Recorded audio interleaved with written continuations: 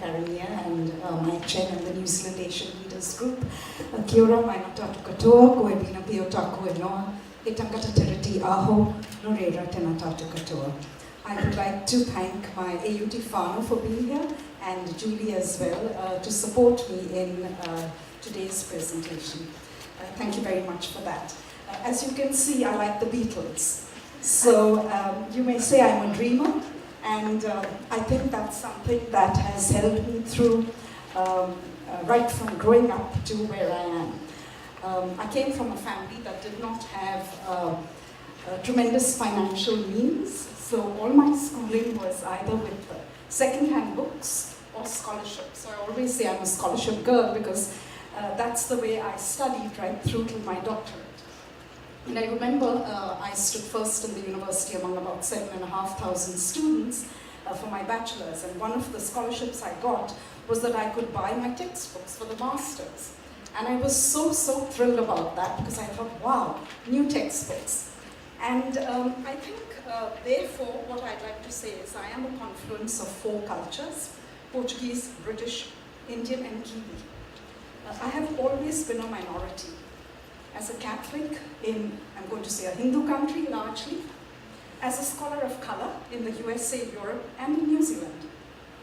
My route to leadership has been anything but smooth, but I have learned to have the courage to dance in the rain when there is a rainstorm, and to look for the brilliance of stars through sheer grit, determination, hard work, and dreams. Aspects which the previous speakers have already mentioned. And I have managed to chisel for myself a specific niche in the area of diversity, and as Ming said, today I am New Zealand's first professor of diversity. I also believe that I am a woman of prayer and meditation. And I'd like to hear a quote when I'm talking about dreams, Lao Tzu, who said, "Water your dreams with optimism.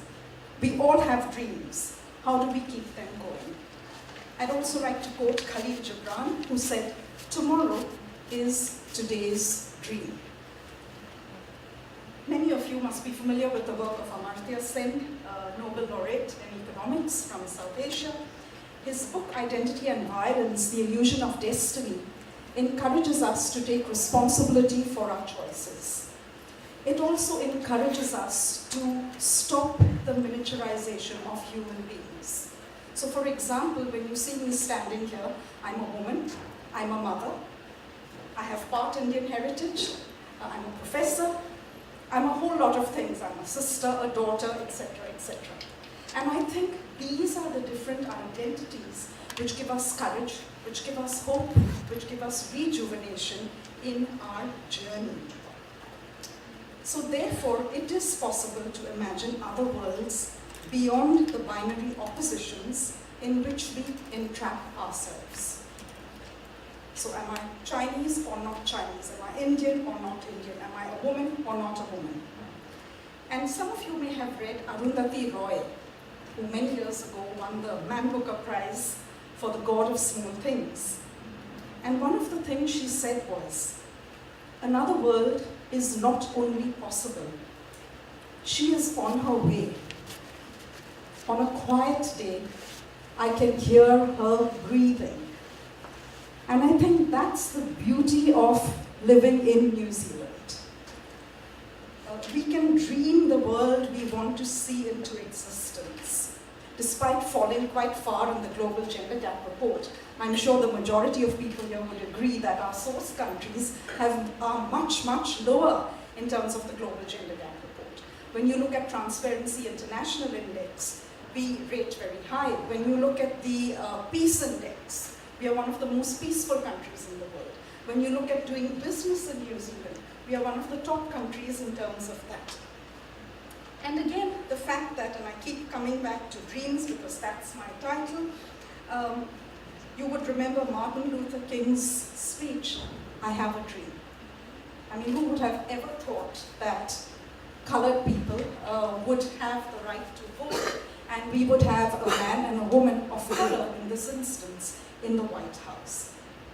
I'd like to share 2 stories with you. They're not about me, in a way, but they are 2 Zen stories. So there's a story about the Buddha And he had two disciples who thought, let's test to see whether this man really knows what he's saying he knows. And this was their strategy. They said, we have a bird in our hand, a small bird. And we are going to ask the Buddha, is the bird dead or alive? If he says the bird is dead, we'll open our hand to let it fly. And if he says the bird is alive, we'll crush it in our hand. And so they go to the Buddha and they say, Master, Master, here's a question we have for you. Can you tell us if the bird is dead or alive? And the Buddha, being the Buddha, looks at them and smiles and said, the answer is in your hands. And that is really, if I go by the Indian philosophy, it's karma. And that's something that karma is in our own hands. We can imagine, we can dream, we can create the future. And the next little story is about a woman who was rather frail, who wanted to go to a sacred mountain. And so she was clambering up. I've just come from doing the Great Walk in the South Island, so I know how hard that was for me. As she was climbing up this mountain, there was a massive storm.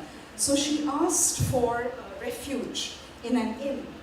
And the innkeeper looked at her and said, you're so frail, you're never going to reach the sacred mountain. And the woman smiled and said, my heart got there first, so the rest of me will follow. And again, I think that epitomizes the aspect of dreams. Therefore, New Zealand is one of the most ethnically diverse nations in the world, but also one of the most peaceful. As a nation, we pride ourselves on giving people a fair go. Many of us have achieved where we are because of the fair go aspect, which doesn't in any way reduce the problems that we may have gone through. Over the decades, we have reshaped, reframed, and transformed our organizations, often in the fiery crucible of difference.